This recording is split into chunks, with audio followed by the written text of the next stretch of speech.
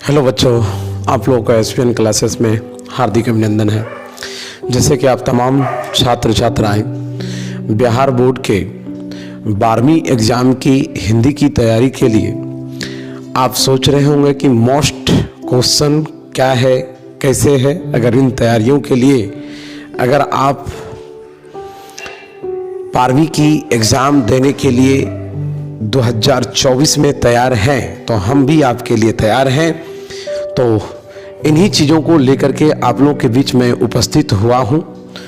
इनमें से most question जो आपके बिहार बोर्ड में पूछे जाएंगे, मैं इन्हीं प्रश्नों को लेकर के आप लोगों के बीच में उपस्थित हुआ हूँ। देखिए, आप अगर बारीकी से पूरे प्रश्न को सही ढंग से देख लेते हैं तो आपका निश्चित है कि आपका अच्छा रैंक आएंगे। चलिए बिना लेट किए हुए हम लोग क्वेश्चन की ओर अग्रसर होते हैं। देखते हैं कि क्वेश्चन हम लोग के सामने किस प्रकार से आता है। तो पहला क्वेश्चन देखिए क्या है। पहला क्वेश्चन है कि बालकृष्ण भट्ट किस काल के रचनाकार हैं। ये हमको पूछा है, ये किस काल के रचनाकार हैं। तो आपको ऑप्शन दिया गया है आदिकाल के, भक्ति काल के, रीति काल के और आधुनिक काल के। तो आपको इसका जो राइट आंसर है वो आपका राइट आंसर होगा डी। इसका राइट आंसर है ये आधुनिक काल के रचनाकार है। चलिए इसी तरह का क्वेश्चन का जो सिलसिला है वो दूसरा हम लोग का स्टार्ट होता है। दूसरा क्वेश्चन देखिए क्या कह रहा है कि उसने कहा था कहानी किस वर्ष रचना की गई थी इसकी। उसने कहा था कहानी किस वर्ष की रचना है ये।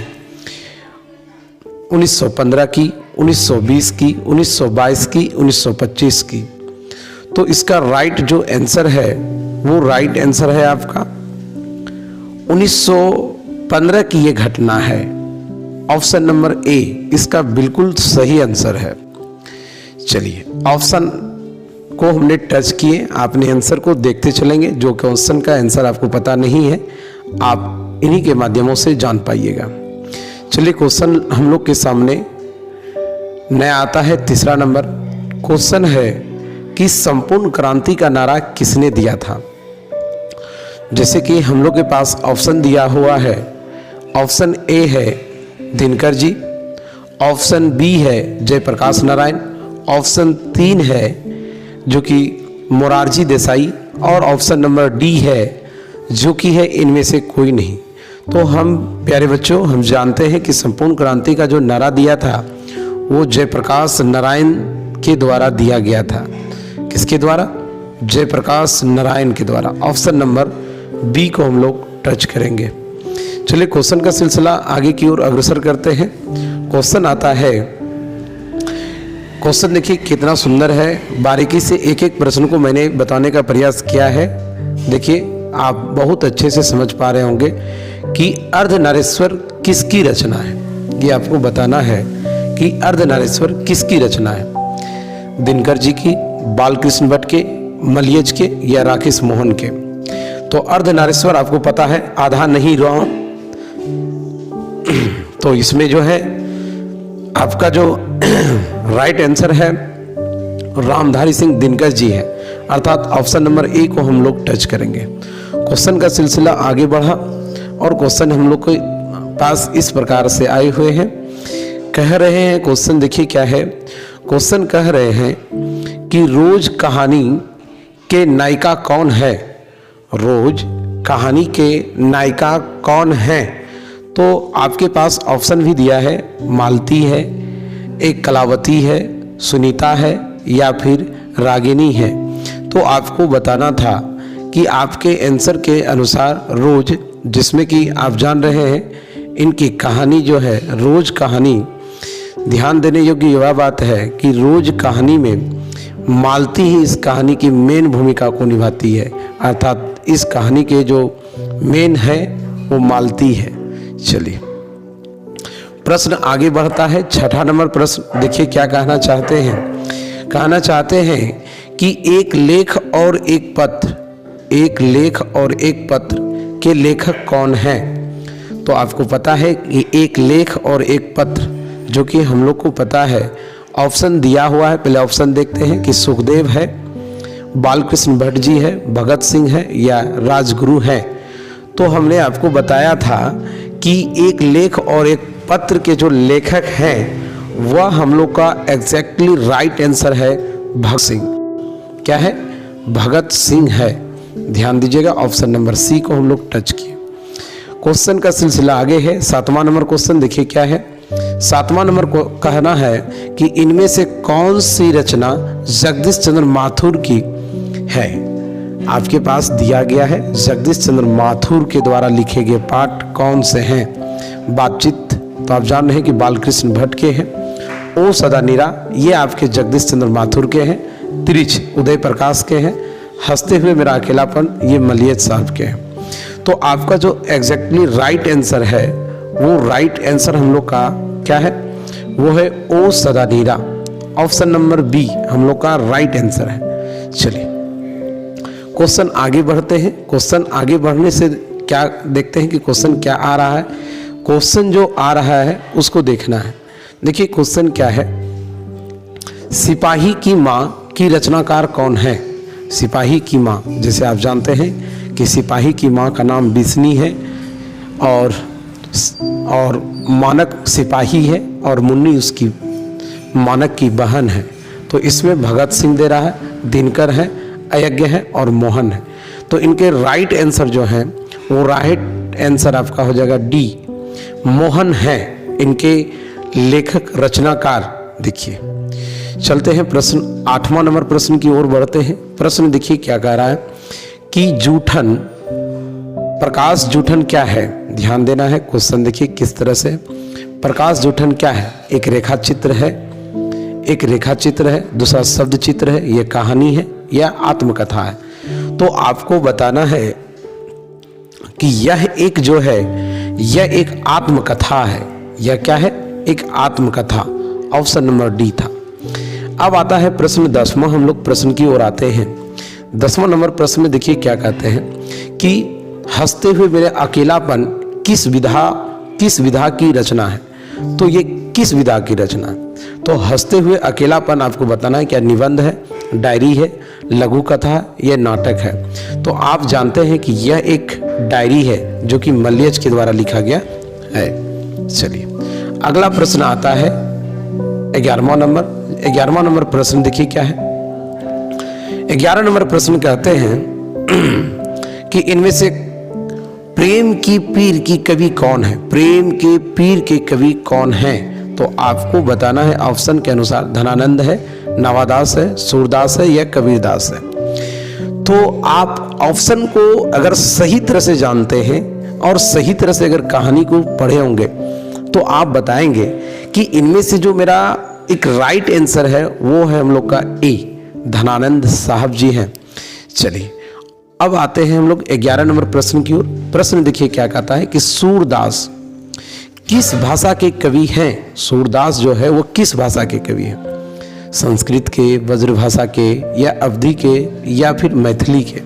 तो हम इसका आंसर बताएंगे यह जो है ये व्रजभाषी है। ये कैसा है? व्रजभाषी है। चलिए क्वेश्चन हम लोग आगे की ओर बढ़ाते हैं और देखिए क्वेश्चन क्या कहता है। क्वेश्चन कहते हैं कि तुलसीदास के बचपन का नाम क्या था? तुलसीदास के बचपन का नाम क्या था? राम बेला, श्याम बेला, हरि बोला और शिव बोला। तो आप बताएंगे इसका जो आंसर है राम बोला है। क्या है? राम बोला। Right answer A. चलिए क्वेश्चन हम लोग 14 नंबर पे आ चुके हैं। 14 नंबर में देखिए क्या क्वेश्चन है कि नाभादास की दीक्षा गुरु कौन थे? आपको बताना है कि नाभादास के दीक्षा गुरु कौन थे। ऑप्शन हमको दिया हुआ है नरहरिदास, स्वामी अग्रदास, वल्लभ भाईचार्य और रामानुजाचार्य। आपको बताना था। इसका जो एग्जैक्टली राइट आंसर है वो राइट आंसर आपका है बी। राइट आंसर आपका क्या है? बी है। इनके राइट आंसर बी है। चलिए इसी तरह का अगला प्रश्न आगे की ओर बढ़ाते हैं तो उसमें भी हम लोग, अच्छा ये सेम था। अगला देखते हैं कि हम लोग के पास 15 मिस हो गया है, तो हम लोग 16 देखेंगे। 16 में देखिए क्वेश्चन क्या है। 16 में क्वेश्चन है कि तुमुन कोलाहल कलह में किसकी रचना है। तुमुन कोलाहल कलह किसकी रचना है? दिनकर के, शंकर प्रसाद जी के, अयज्ञ के या रघुवीर सहाय के। तो आप देख पा रहे हैं कि तुमुन कोलाहल कलह, तो इसके एग्जैक्ट पूरा सही आंसर होंगे Jaishankar Prasad ji. Option number B हम लोग का राइट आंसर है। अब हम लोग आगे की ओर चलते हैं। प्रश्न आता है 17। इसमें आता है कि पुत्र वियोग किसकी रचना है। जैसे कि ऑप्शन दिया है सुभद्रा कुमारी चौहान, रघुवीर सहाय, अयज्ञ या फिर अशोक वाजपेयी। तो इसका क्या बताएंगे? पुत्र किसके मरे थे? तो सुभद्रा कुमारी चौहान के। तो राइट आंसर हम लोग का ए हो गया। क्या हो गया? ए, अर्थात 17 का ए। 18 नंबर में हम लोग आते हैं। 18 नंबर में देखिए क्या है। प्रश्न कहते हैं कि दूसरा सप्तक का प्रकाशन किस वर्ष हुआ था। तो दूसरा सप्त जो था वो किस वर्ष प्रकाशन हुआ था। ऑप्शन दिया है 1950, 1951, 1952, 1954। तो इसका राइट आंसर होंगे 51, अर्थात ऑप्शन नंबर बी हम लोग का राइट आंसर है। चलिए अगला प्रश्न आता है कि मुक्त बोध का जन्म स्थान है। मुक्त बोध का जन्म स्थान है तो कहाँ है? तो हम लोग देखते हैं। क्वेश्चन देखिए कितना सुंदर एकदम बहुत, जो कि आपको एग्जाम की दृष्टि में जो पूछा गया है वही सब प्रश्नों को हमने निकाल के आपके सामने बताने का प्रयास किया हूँ। वह है बिहार, दिल्ली, मध्य प्रदेश और पंजाब। तो इसका राइट आंसर है मध्य प्रदेश। क्या है? Madhya Pradesh. Option number C मेरा राइट आंसर है। अब आता है अधिनायक। तो आपको मैं क्लास के दरमियान बताया था कि अधिनायक किस कवि की रचना है, तो आपको बताना होगा। देखिए ऑप्शन दिया है, पहले ऑप्शन देखते हैं। रघुवीर सहाय, मुक्तिबोध, अयज्ञ या फिर नागार्जुन। तो इसका जो राइट आंसर है, अधिनायक पाठ की जो रचयिता है वह रघुवीर सहाय है। ऑप्शन नंबर हम लोग ए को टच करेंगे, अर्थात अब चलते हैं 21वां नंबर प्रश्न की ओर। 21 नंबर प्रश्न ने देखिए क्या कहता है कि वार्तालाप का संधि विच्छेद क्या है। वार्तालाप का संधि विच्छेद क्या है? वात जोड़ लाप, वर्ता जोड़ लाप या वार्त जोड़ लाप या फिर वार्ता जोड़ लाप। तो इसका आपको संधि विच्छेद के दरमियान बताया गया था कि इसकी राइट आंसर जो है वो बी है, वार्ता जोड़ लाप। चलिए इसी तरह के प्रश्नों के सिलसिला को आगे बढ़ाते हैं और हम लोग के पास प्रश्न की संख्या टोटल हम लोग आ चुके हैं 22वां नंबर पर। बहुत सुंदर प्रश्नों को आपके सामने मैंने लाने का प्रयास किया हूँ। देखिए नायक का संधि विच्छेद क्या है। एक नंबर में देखिए ने जोर अक है। दूसरा नंबर में क्या है? दूसरा नंबर नौ जोर अक है, निह जोर अक है, ना जोर अक है। तो इसका जो राइट आंसर है वो हम लोग के पास है बी। क्या हो जाएगा? बी। क्या हो जाएगा? नए जोर अक। चलिए अब आता है 23वां नंबर। 23वां नंबर में देखिए क्या है कि क्वेश्चन को समझना है कि अवन्यों का संधि विच्छेद क्या है। अन जोर एसन, अन जोर सन, अनु जोर एसन या अनु जोर सन। तो इसका राइट आंसर जो है वो आपका हो जाएगा सी। क्या हो जाएगा? सी, जो कि अनुजोर एसन होगा। क्या होगा? अनुजोर एसन। चलिए क्वेश्चन का पड़ाव आगे की तरफ बढ़ता हुआ 24 नंबर प्रश्न पर हम लोग आ चुके हैं। उद्धम का संधि विच्छेद है। क्या है भाई? ऑप्शन देखिए। उत जोर गम, उत जोर गम, उद जोर गम और उत जोर गम, उत जोर अगम और उत जोर आगम। तो इसका जो राइट आंसर है वो हम लोग का होगा बी। क्या हो जाएगा? बी, उत जोर गम। चलिए क्वेश्चन 25वां नंबर है। 25 नंबर है कि निश्चल का संधि विच्छेद क्या होगा। निश्चल का संधि विच्छेद क्या होगा? तो आपके पास ऑप्शन देखिए। नी जोर चल, निह जोर चल, निशा जोर चल, नी जोर अचल। तो आपका इसका जो सही आंसर है आपका जो सही आंसर है वो आपका बी हो जाएगा। क्या हो जाएगा? बी। बिल्कुल सुंदर और अच्छे ढंग से आप लोग देख पा रहे हैं और समझ पा रहे हैं। जहाँ तक मैंने आप लोग के बीच बहुत ज़्यादा मेहनत किए हैं, थोड़ा सा आप मेरे साथ मेहनत कीजिए, आपका रिजल्ट ज़रूर गगनचुंबी होगा। देखिए क्वेश्चन क्या है कि लुटेरा में कौन सा प्रत्यय है? तो आप बताइएगा। देखिए रा प्रत्यय है, टेरा प्रत्यय है, एरा है या आ है? तो इसमें हम लोग जानते हैं कि प्रत्यय जो है वो लास्ट में है, तो इसमें लगा हुआ एरा, अर्थात आपका जो ऑप्शन है वो सी। देखिए तो क्या है? एरा लगा हुआ है, बिल्कुल सही है सी। प्रश्न हम लोग आते हैं 27वां नंबर प्रश्न पर आ चुके हैं। प्रश्न देखिए क्या कहता है, अयज्ञ में कौन सा उपसर्ग है? अग या अन्न या औ जर आ? बताइए, ये सब आपका ऑप्शन दिया गया था।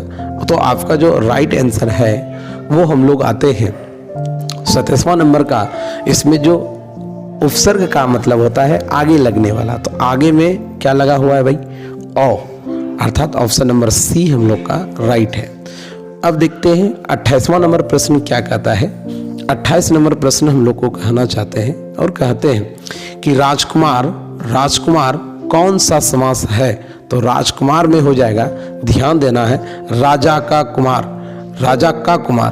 तो देखिए, तो राजकुमार हो गया, तो का आ रहा है, तो ये आपका जानते हैं कि ये आपका कारक से आए। जब कारक से जब भी आते हैं तो आपको बताना होगा कि कौन सा हो जाएगा? बी। ध्यान देना है, ये कर्मधारय नहीं होगी और तत्पुरुष होंगे, बहुव्रीहि नहीं होंगे और द्वंद्व नहीं होंगे। चलिए 28वां के बाद हम लोग आते हैं 29 नंबर। 29 नंबर में जो क्वेश्चन दिया है वह क्वेश्चन देखिए क्या है।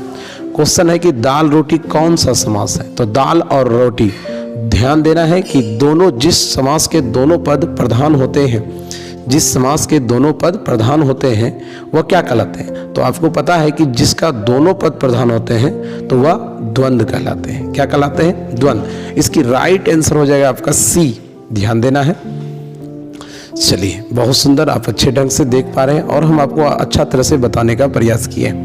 चलिए प्रश्न का सिलसिला इसी तरह आगे बढ़ता है कि घन के श्याम, अर्थात घन के तरह श्याम, यह आपको पता है कि कौन सी समास हो सकती है? ऑप्शन दिया है कर्मधारय, द्विगु, द्वंद्व और तत्पुरुष। घन के श्याम, तो आपको पता है कि घनश्याम जो है ये आपका एग्जैक्टली आंसर ए हो जाएगा। क्या हो जाएगा? ए। चलिए इसी तरह प्रश्नों का सिलसिला को आगे बढ़ाते हुए प्रश्न की संख्या आते हैं हम लोग 31 में। प्रश्न की संख्या 31 में देखिए क्या कह रहा है, चौराहा में कौन सा समास है? द्वंद्व है, द्विगु है, कर्मधारय है और तत्पुरुष है। और हम जानते हैं कि जिस समासिक शब्द का प्रथम पद यदि संख्यावाचक आए वह क्या कहलाती है? द्विगु कहलाती है। क्या कहलाती है? द्विगु। अर्थात इसका राइट आंसर हम लोग का बी हो जाएगा। इसी तरह का प्रश्न हम लोग के सामने आता है। प्रश्न आता है कि पीताम्बर में कौन सा समास है? देखिए प्रश्न है कि पीताम्बर में कौन सा समास है? तो हम लोग के पास ऑप्शन दिया है, द्विगु है कि बहुव्रीहि है कि कर्मधारय है कि अवयवी भाव। तो आपको इन्हीं सारे प्रश्नों में से आपको आंसर खोजना था। तो पीताम्बर, पीला है अंबर जिसका, नहीं पीताम्बर, अर्थात पीताम्बर में आपको पता है कि इसमें क्या होता है कि किसी शब्दों का एक विश्लेषित रूप होता है। ठीक है, तो वह हम लोग का राइट आंसर होगा बहुव्रीहि में, अर्थात बी नंबर हम लोग का राइट था। अब हम लोग के पास प्रश्न की संख्या 33वां नंबर आता है। 33 में देखिए क्या है, 33 में है कि पय का पर्यायवाची शब्द है, किसका है? प और यो, किसका है भाई? पय किसका है? तो आपको बताना है। देखिए ऑप्शन दिया है कि दूध का है या पाप का है या सोना का है या तालाब का है। तो आप बताएंगे ये पय जो है ये आपका दूध का है। किसका है? दूध का। अर्थात आगे बढ़ते हैं। अब देखिए प्रश्न संख्या आता है 34। प्रश्न संख्या 34 में देखिए अनुराग का विलोम क्या होगा? अनुराग का विलोम क्या है? राग है, विराग है, वैराग्य है या प्रेम है? तो आपको बताना है कि अनुराग का उल्टा जो होता है वो आपका राइट आंसर होगा विराग। क्या होगा? विराग। बहुत सुंदर। प्रश्न संख्या आते हैं 35 पर। 35 नंबर में प्रश्न देखिए क्या है कि अथ का विपर्यार्थक शब्द क्या है अर्थ का? अच्छा, आदि, उदय या इति। तो इसमें आपका जो है अर्थ का जो विपर्यार्थक पूछा है तो अर्थ का हो जाएगा इति। क्या हो जाएगा? इति। ऑप्शन नंबर डी हम लोग का राइट हो जाएगा। चलिए 36 नंबर देखिए क्वेश्चन क्या है। 36 नंबर में कहना चाहते हैं, 36 नंबर का जो प्रश्न है कि कृष्ण का, तो कृष्ण कैसा है भाई? काला। तो इसका क्या होता है? काला तो होगा नहीं, सफेद, शुक्ल और उजला। तो ध्यान देना है, ये आपका कृष्ण मतलब काला है, तो काला का उल्टा तो आप जान ही रहे कि काला का उल्टा क्या होता है? सफेद होता है। क्या होता है? सफेद। ऑप्शन नंबर बी को हम लोग लॉक करेंगे। प्रश्न इसी तरह हम लोग के पास 37 आ चुका है। 37 में प्रश्न देखिए क्या कह रहा है। 37 में प्रश्न है हम लोग के सामने कि अस्थवर का उल्टा क्या है? अस्थवर का विलोम क्या है? स्थिर है, जंगम है, सरल है या बड़ा है? तो हम इसका जो आंसर जानते हैं, ये आपका जो राइट आंसर होंगे वो आपको ए को रंगाना होगा। क्या होगा? ए। याद रखते हुए आगे बढ़ते हैं। 37 के बाद 38 आ चुका है। 38 नंबर प्रश्न में देखिए क्या कहता है। नर का विपर्यार्थक शब्द क्या होगा? नर, नर का विपर्यार्थक शब्द क्या होगा? आपके पास ऑप्शन दिया हुआ है। पुरुष तो होगा नहीं, व्यक्ति तो होगा नहीं, धनी तो होगा नहीं, नारी पर लगता है, अर्थात हम लोग का जो है राइट आंसर वो हो जाएगा नारी। बिल्कुल सही है, नर का उल्टा नारी। स्तुति का विलोम क्या है? हम लोग के पास जो क्वेश्चन है वो देखिए क्या है। कहता है कि स्तुति का विलोम क्या है? तो स्तुति का विलोम के लिए हम लोग के पास निंदा है, शिकायत है, घृणा है या फिर द्वेष है। तो आपको बताना है स्तुति, ए होगा राइट आंसर निंदा। ठीक है, इसका राइट आंसर होगा निंदा। हम लोग 40 नंबर प्रश्न पर आगे हैं। 40 नंबर प्रश्न में देखिए क्या है। 40 नंबर प्रश्न में बहुत सुंदर सा क्वेश्चन है कि संध्या का विलोम क्या होगा? संध्या का प्रातः होगा या प्रायः होगा, निशा होगा या रात्रि? तो संध्या मतलब होता है क्या? शाम। तो शाम का सुबह होता है, तो सुबह हम लोग का प्रातः है। प्रातः हम लोग का ए नंबर ऑप्शन दिया है और हम लोग का राइट आंसर ए ही होंगे। बहुत सुंदर। अब आप इसी तरह से अगर यदि आगे बढ़ते हैं तो प्रश्नों की जो सिलसिला है, हम लोग आ चुके हैं 41 नंबर प्रश्न पर। 41 नंबर प्रश्न में देखिए क्या कह रहा है कि शिवा का उपासक क्या कहलाता है? अगर शिवा का उपासक क्या कहलाता है? शिवम, शैव या शिवत्व या शंकर? ध्यान देना है, जो शिव का उपासना करता है उसे शैव कहलाता है। क्या कहलाता है भाई? शैव। तो ऑप्शन नंबर हम लोग बी को टच करेंगे। ओके, चलिए अब प्रश्न आता है 42वां नंबर। देखिए क्या प्रश्न है कि अपने पैर पर खड़ा होने का मुहावरे का अर्थ। मुहावरे का अर्थ आपको बताना है। दूर जाना, एक स्वावलंबित होना या प्रिय होना या एक सुदर होना। तो आपको बता है, आपको बताना है अपने पैर पर खड़ा होने का अर्थ होता है प्रिय होना। ध्यान देना है कि इसका क्या हो जाएगा? प्रिय होना। चलिए अब आगे की ओर चलते हैं। अब आगे की ओर जैसे ही बढ़ते हैं तो प्रश्न जो आता है कि आसमान टूटना। देखिए क्या है आसमान टूटना, मुहावरे का अर्थ क्या है? कष्ट आना, होना, अचानक मुसीबत आना या दुर्लभ होना या दुखी होना। तो आप जानते ही हैं कि कभी कभी बोलते हैं ना कि आसमान टूट पड़ा मेरे पर, तो हम कहेंगे कि अचानक मुसीबत आ गया। क्या आ गया? अचानक मुसीबत आ गया। तो इसका राइट आंसर आपका बी हो जाएगा। प्यारे बच्चों, आप लोग बहुत अच्छे से सीख पा रहे हैं। मैं आपको बताने का जहाँ तक प्रयास किया हूँ, बहुत हद तक मैंने आपको अच्छी तरह से बताने का प्रयास किया हूँ। आगे की तरफ जब बढ़ते हैं तो प्रश्न 44 आ चुका है कि घाट घाट का पानी पीना, मुहावरे का अर्थ क्या है? आप लोग सुने भी होंगे व्यवहारिक रूप से कि प्यास लगना या बहुत मुसीबत होना या मूर्ख होना या अनपढ़ होना। ये हमसे पूछा है तो आप जानते हैं। देखिए घाट घाट का लोग कहता है ना कि मैं घाट घाट का पानी पिया हूँ, अर्थात बहुत ही ज़्यादा हुआ अनुभवी है हर एक क्षेत्रों में, इसलिए कहता हुआ घाट घाट का पानी। त्राही त्राही होना, मुहावरे का अर्थ क्या है? देखिए क्वेश्चन क्या है कि त्राही त्राही मुहावरे का अर्थ क्या है? तो हम लोग के पास है कि बहुत दुखी होना, रोना, नाराज होना या क्रोध होना। त्राही त्राही का अर्थ सीधी सी बात जानते हैं कि बहुत दुखी सा हो जाना। तो हम लोग का बहुत दुखी सा होना कहाँ है, ऑप्शन नंबर ए है। बहुत राइट और अच्छे ढंग से हम लोग समझाने का प्रयास किए हैं आप लोग को। क्वेश्चन का सिलसिला इसी तरह से 46 नंबर पर पहुंच चुके हैं। 46 नंबर में देखिए क्या है, स्वर्ण का विशेषण क्या है। स्वर्ण का विशेषण क्या है आपको बताना है। यहाँ पर ऑप्शन दिया है कि स्वर्णाभिव, स्वर्णिव और स्वर्णकार और सुवर्ण। तो इसका जो राइट आंसर है वो राइट आंसर आपका है बी। क्या है, बी। आपको ध्यान देना और अच्छे ढंग से आप बना रहे हैं और समझ पा रहे हैं। प्यारे बच्चों, आप इसी तरह से अगर आप पूरे जितने भी हम आपको मॉडल देंगे सभी को गौर से देखते हैं तो हम आशा करते हैं कि आपका रिजल्ट बहुत अच्छे होंगे। चलिए, प्रश्न का संख्या हम लोग के पास आ चुका है 47 नंबर प्रश्न। देखिए क्या है कि जगत का विशेषण क्या है। तो आपको पता है कि जगत का क्या है। ऑप्शन दिया है जगना, जगदीश, जागनितिक या जग। तो हम जानते हैं कि इसका जो राइट आंसर होंगे वो सी होंगे। चलिए, क्वेश्चन आता है 48वां नंबर। 48 नंबर देखिए प्रश्न क्या है। 48 नंबर प्रश्न में कहना चाहते हैं कि दीन का विशेषण क्या होगा। बताइए तो दीन का विशेषण क्या होगा। सुदीन, दैनिक या दिन भर या दिनेश। तो ये सब तो पूरा आसान है, आपको बताए ही हैं कि दीन का होगा दैनिक, अर्थात आपका option number B right answer है।